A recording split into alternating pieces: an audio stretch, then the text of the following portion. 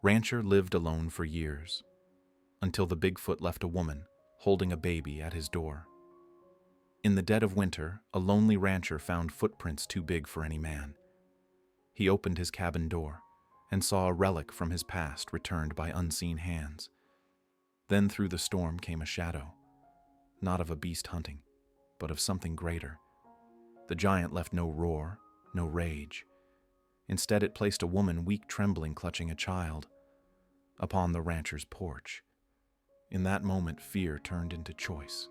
The old man lowered his rifle and lifted the child. Not every shadow brings harm. Some, even the wildest of legends, carry a gift of mercy. And as the creature faded back into the fog, the rancher whispered words that would outlive the storm. Some legends heal. The winter of 1889 had been cruel to the valley. Snow pressed heavy on the rooftops, fences bowed beneath the weight, and the silence of the plains was broken only by the restless groan of wind pushing through the pines. Out there, beyond the lantern glow of his cabin, the wilderness stretched endless and unforgiving. For years, the rancher had lived alone in that wooden shelter, a solitary figure stitched into the land like the barbed wire he'd hammered into frozen soil. His days were spent tending cattle, mending fences, splitting logs. His nights, however, were battles of another kind, a silence that reminded him of everything he had lost. A wife buried on the hill, a child taken too soon. The cabin stood as both refuge and tomb, filled with the echoes of laughter long gone. On that night, a storm rose fierce and sudden. The wind howled like a pack of wolves, rattling the shutters and driving snow in sheets across the valley. The rancher stirred awake to the growl of his hound at the foot of the bed. The dog's hackles bristled, ears fixed on the door. Then came another sound, deep low, rolling through the storm, a sound that didn't belong to wind nor beast he'd ever known. Grabbing the lantern, the rancher stepped into the cold. The door groaned open, spilling warm light onto the frozen porch. His breath smoked in the air, and the dog whined low at his side. That's when he saw it in the drift of snow leading up from the tree line, a set of footprints, massive and deliberate. Each step sank deeper than a man's boot ever could. He knelt, lantern trembling in his grip hand, hovering over the print.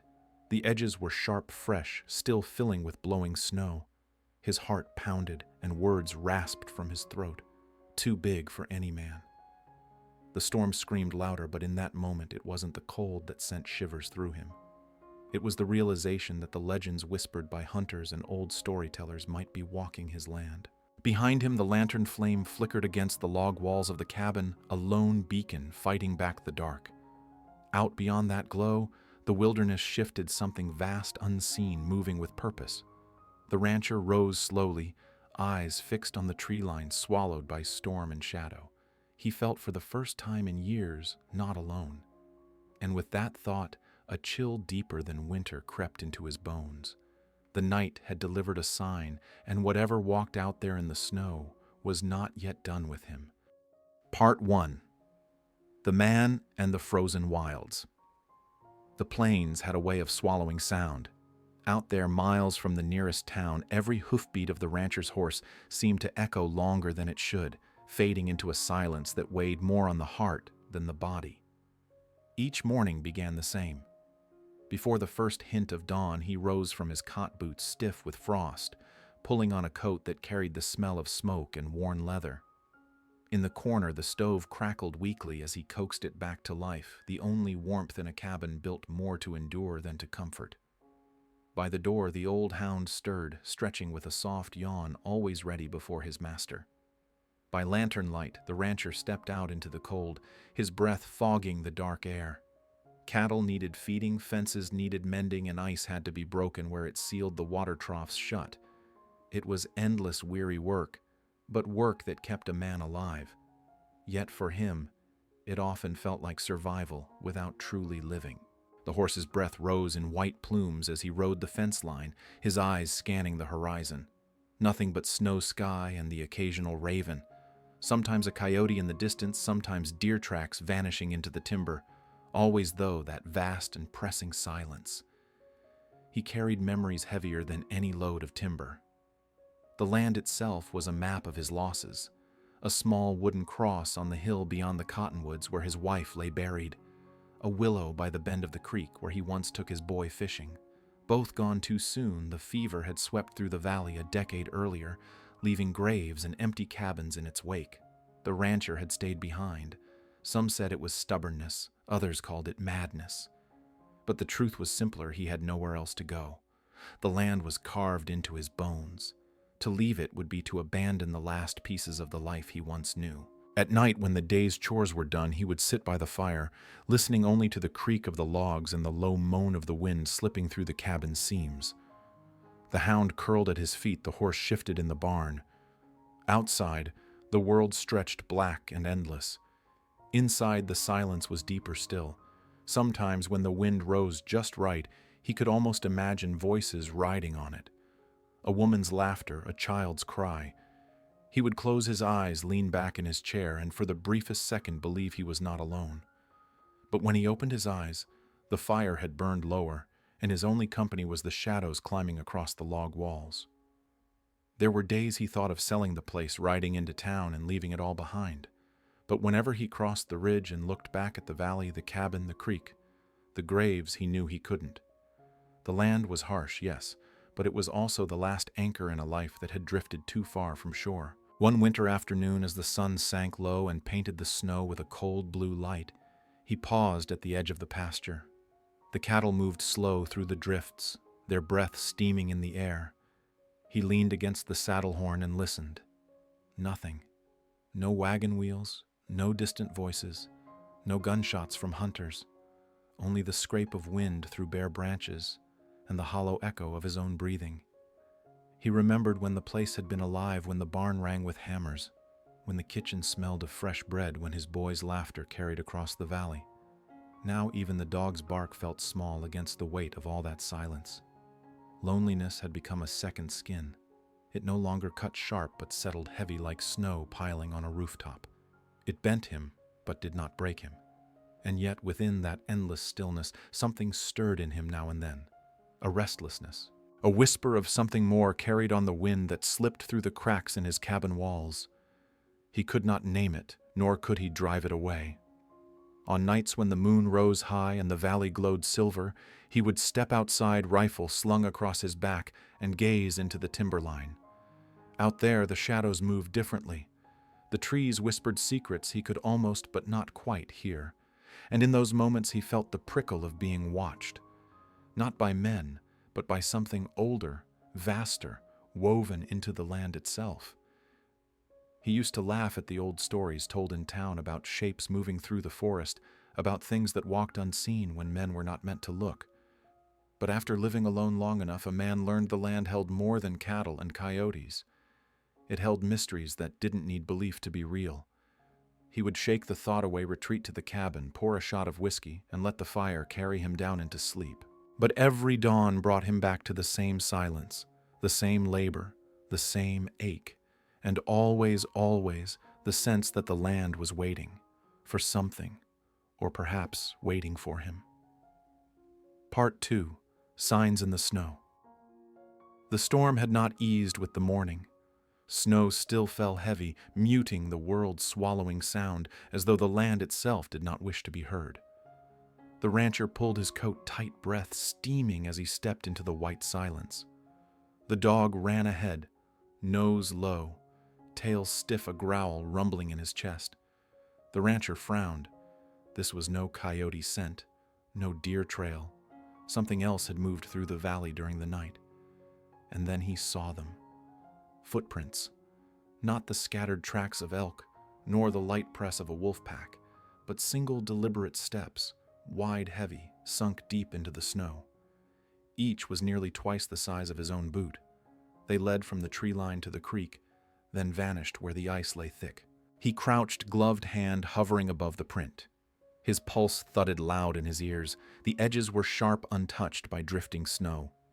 Whatever had walked here had passed only hours before. The old stories he had once dismissed returned with sudden weight. Tales told in taverns, whispered by firelight about something massive, half-man, half-beast, roaming the timber. He had laughed them off once, called them whiskey talk. But standing there staring at the sheer size of the track beneath his hand, laughter felt like a luxury long gone. The dog barked sharply, jerking his gaze up. Across the creek between the pines something shifted, a shadow slipping between the trees. There and gone before his eyes could settle. Too tall for a man, too broad for a bear. His hand slid to the rifle slung across his shoulder, but he did not raise it. Not yet. He followed the trail until it vanished, then circled back. By the time he reached the cabin, dusk was sinking low over the valley. He lit the lanterns, their glow spilling across the log walls, warm but fragile against the pressing dark. That was when he saw it. On the porch just beyond the doorframe lay a knife. Its wooden handle was worn smooth initials carved into the side. His initials. His throat tightened. He knew that knife. It had belonged to his father, lost years ago during a cattle drive in the mountains. He had searched for days but never found it. And now here it was, set neatly on the porch, as if returned by unseen hands. The rancher's fingers closed around the hilt. A shiver traced his spine. Who knows? What had carried it back to him? That night, with the wind pressing hard against the shutters, he sat by the fire, eyes fixed on the blade. The dog whined, low ears pricked toward the door. Beyond the cabin walls, faint and long, a sound rose above the storm. A howl. Not wolf, not coyote. Deeper. Longer. It rolled across the valley like the groan of the earth itself. His hand tightened around the rifle, but he did not move for the door. Instead, he sat heart-hammering, listening as the cry stretched out and faded back into silence. In the days that followed, the signs did not stop. Fence posts knocked down, though no tracks led to them. Branches broken high where no man could reach. Shadows caught at the edge of vision, too quick to follow. And always that weight. The sense of being watched. At times he found himself speaking aloud as though to someone unseen. Simple words, "I'll mend that fence tomorrow," or "Snow's coming in heavy tonight." Words for no one but the empty air, and yet spoken as if another ear might hear. Each night the fire burned low, and each night the rancher lay awake, the returned knife resting close at hand. His thoughts walked the line between reason and myth. Fear whispered that something dangerous stalked the valley, but another voice, quieter, steadier, suggested something else. Respect. Whatever walked these woods had chosen not to harm him. It had given back what was lost. It had left its mark, not in blood, but in memory. One evening, as twilight deepened into night, the rancher stood on the porch with a lantern in hand. Snow fell slow and steady, muffling even the dog's breathing. He raised the light toward the tree line, searching, and there, just beyond the edge of the glow, stood a figure. Massive, still, watching. For a long moment neither moved. Then, as the wind shifted, the figure stepped back, swallowed by storm and shadow. The rancher lowered the lantern chest, rising with a breath he hadn't known he'd been holding. The knife lay heavy in his pocket. The footprints still marked the snow. The howl still echoed in his bones. And yet he felt no urge to raise his rifle. Something was stirring in the valley. Something older than fear. Stronger than doubt. And though he could not name it, he knew this was only the beginning. Part 3. The Woman in the Creature's Arms.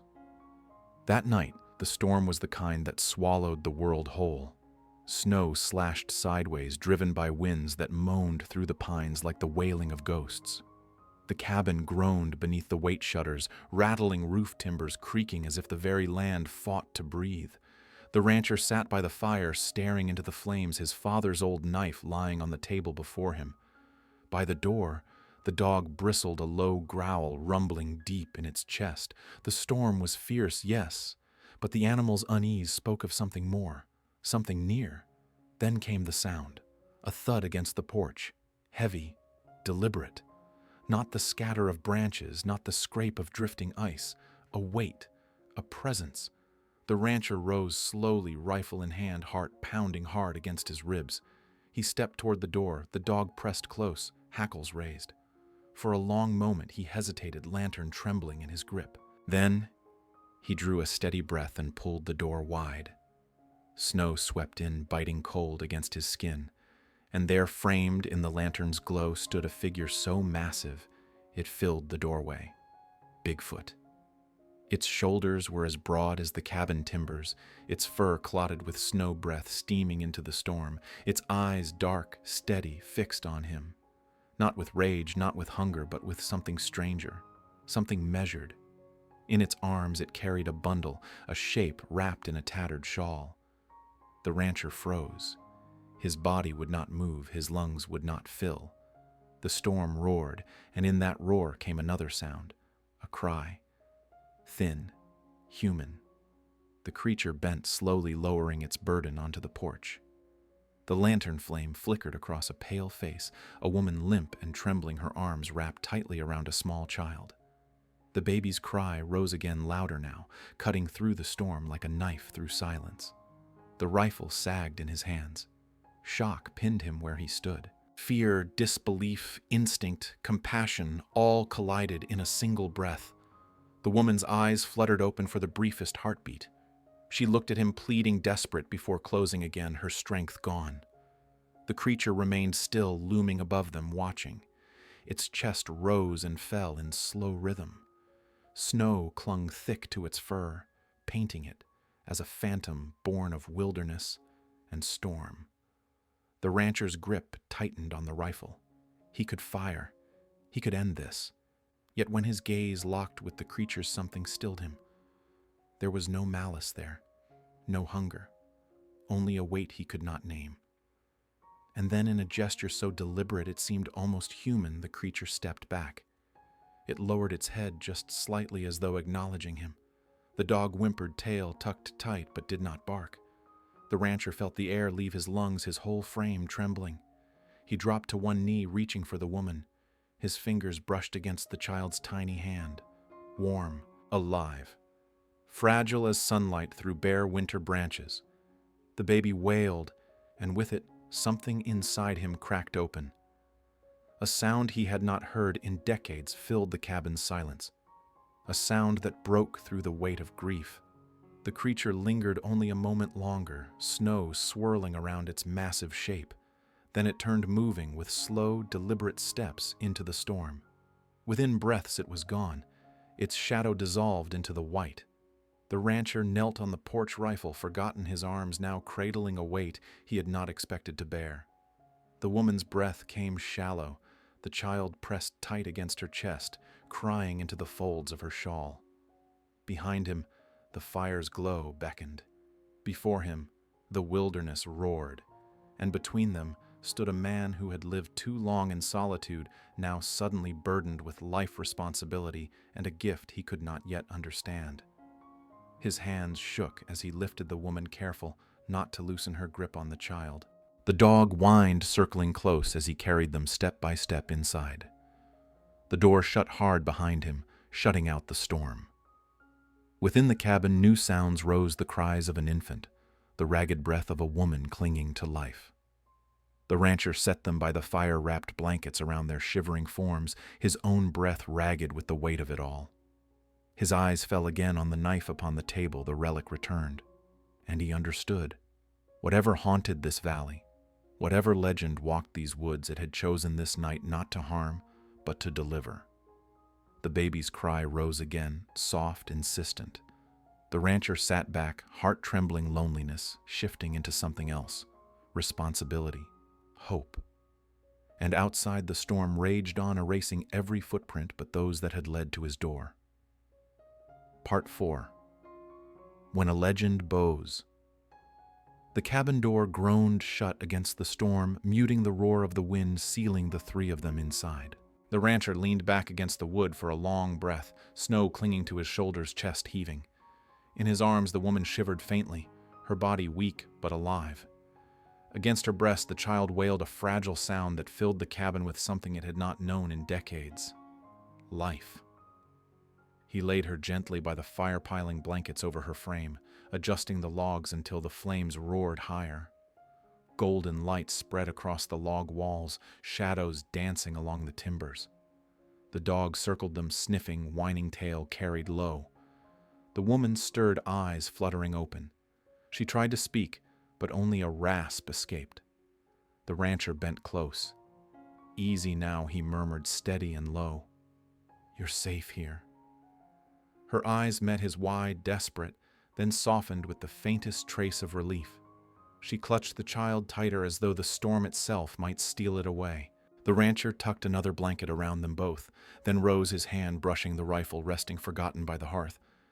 He could not help himself. His gaze went to the door. Drawing a breath, he cracked it open, lantern in hand. The storm surged in, and through the veil of snow it still stood waiting at the edge of the porch. Bigfoot. The creature loomed in the white-out shoulders like boulders, fur whipped by the wind. But it did not advance. It only stood, watching. For a long moment the two of them held each other's gaze, the man and the legend, one shaped by the land, the other who had carved his life from it. The rancher lifted the lantern higher. Its light spilled outward, trembling against the storm. In that glow, the creature's features softened. The ridges of its face were not etched in fury, but in something older, something weary. Then slowly the massive head dipped, not far, just enough. A bow. The rancher's breath caught. His hand clenched the lantern's handle until his knuckles went white.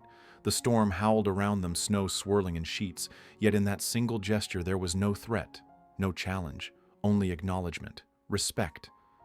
At his feet the dog whimpered, but did not bark. The rancher felt his own body ease, shoulders lowering as though a burden he had not known he carried had been lifted. The creature lingered a heartbeat longer. Then it stepped back, striding into the snow. Each step was deliberate, swallowed by the storm until only shadow and memory remained. The rancher closed the door gently, not slamming it as instinct urged. He set the lantern aside and stood still, listening to the storm beat against the cabin walls, feeling the golden warmth gather around him. Inside, the woman shifted. The child's cries softened into hiccuping whimpers. The fire snapped and hissed, smoke rising steady into the flue. On the table, the knife lay where he had left it, its carved initials catching the firelight. For the first time in years, the cabin no longer felt like a tomb. He knelt beside the woman, adjusting the blankets, offering her a cup of water warmed by the flames. She sipped weakly, eyes closing with relief. The baby nestled close, a tiny fist clutching at the frayed shawl. The rancher sat back, his gaze lingering on them, listening to the storm. His thoughts turned over what had just passed. In town, the stories painted the creature as a monster, a nightmare to frighten children, a beast to hunt. And yet tonight it had not come to harm. It had come to deliver. It had come to entrust. And in bowing its head, it had spoken more clearly than words ever could. The rancher leaned forward, elbows on his knees, eyes locked on the fire. He whispered softly, almost like a prayer, "Not every shadow means harm." The flames crackled. The baby breathed soft and steady. The storm raged on. But within those log walls, something had changed. He had lived alone for so long that silence had become his only companion. But now silence was broken by breath, by cries, by the presence of something unexplainable. The cabin glowed against the storm, a fragile beacon in the wilderness.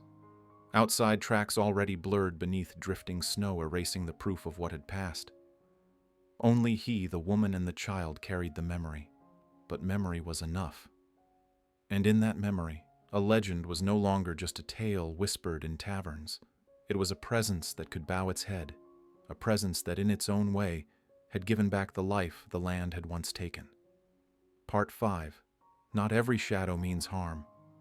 The days that followed were unlike any the rancher had known in years. The storm broke at last, leaving the valley blanketed in deep white silence, a silence that for once did not feel empty. Smoke rose steady from the cabin chimney, marking not just a refuge, but a home reclaimed. Inside, the fire never burned low. The woman rested in the bed he had not touched since his wife's passing, her strength returning little by little.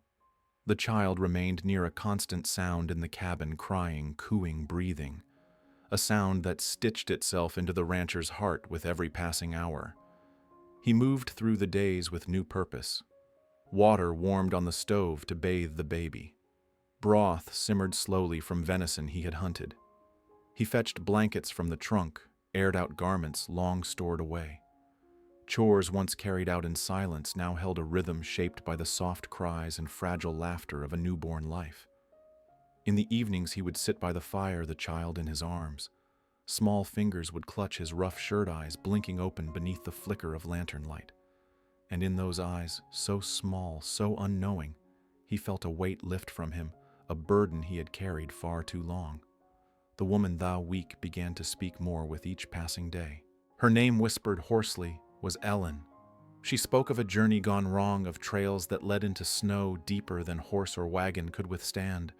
She spoke of fear, of days wandering, of being found by something in the woods. She could not say why the creature had spared her, why it had brought her here, but her voice trembled with gratitude when she looked upon the rancher and said, "If not for you, we'd be gone."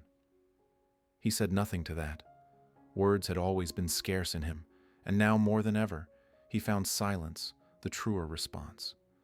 But deep inside her presence and the child's had begun to mend cracks he thought would never heal. One evening, as the wind rattled faintly beyond the shutters, Ellen sat by the fire with the baby asleep in her arms. The rancher sat opposite, staring into the flames. His thoughts wandered back to the porch, to that night when he had faced the creature. The moment his finger hovered on the rifle's trigger. The moment he could have chosen fear. Instead, he had chosen restraint. And because of that, life now stirred in his cabin. He whispered it aloud, then voice low, almost swallowed by the crackle of the fire. "Not every shadow means harm." Ellen looked up at him, her eyes soft, and for the first time in many winters he saw reflection there, not of pity, but of shared understanding. The days turned to weeks. Snow melted slowly along the ridges, trickles of water cutting paths into the thawing earth. Cattle stirred restless, eager for spring grazing. The land began to breathe again, and so did the man who had tended it in silence for so long. He taught Ellen how to mend a fence, how to carry wood without tiring herself. She in turn reminded him of laughter, of gentle words spoken at the table. The child grew stronger voice, rising hands reaching. Each small moment, feeding, rocking, simply holding, wove threads into the rancher's heart he thought had frayed beyond repair. But always in quiet hours his thoughts returned to the creature, to the dark eyes that had met his, the bow of its head, the silent retreat into the storm. The valley held legends still.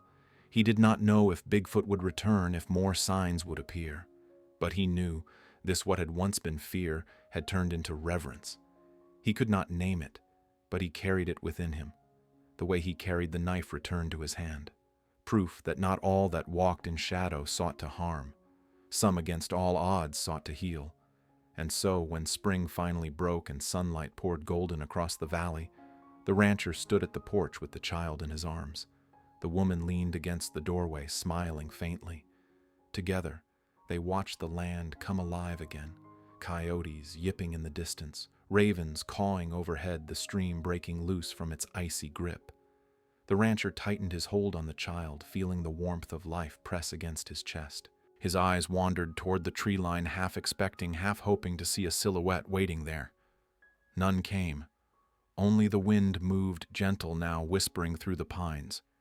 He bowed his head, a quiet prayer on his lips. Not for protection, not for strength, but for gratitude. Because in a land that had taken so much, something had finally been given back. And as the cabin glowed behind him, smoke curling into the sky, the rancher knew that his solitude had ended. Not by chance, not by mercy alone, but by a legend that had taught him the simplest truth. Not every shadow means harm. Epilogue. When legends leave gifts. The storm had passed.